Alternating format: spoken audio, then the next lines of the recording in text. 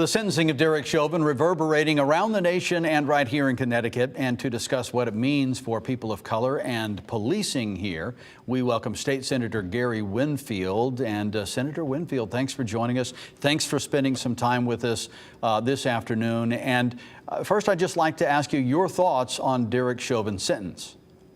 I think I'm, like many people, not quite sure exactly where I land.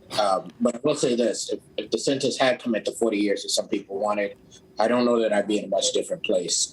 This isn't just about George Floyd, Derek Chauvin and what happened, but this is about the history of this country and what we've come to expect in these encounters.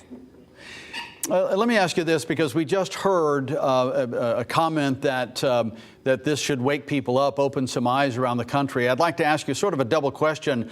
Might this and how might this change the way police interact with individuals of color now here in Connecticut? Well, I think that this might change the way that police interact with individuals of color everywhere. I think what we have been waiting for a very long time was when we clearly have seen that police have done things that they never should have done, that when the case is over, there's real accountability, and largely we haven't seen that.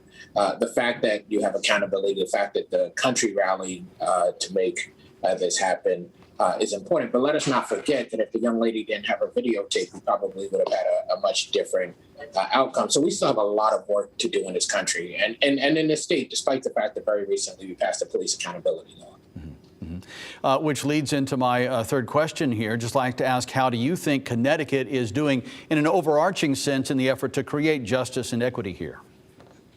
I think we're struggling, like everywhere else, and specifically on the issue of police accountability. We have many years been working on that. As you may know, we had a bill in 2015, a bill in 2019, and of course the bill that everyone talks about in 2020. This is work in progress. I've been in this work. Next year makes 30 years. I hate to admit that because I hope people think I'm younger than I am.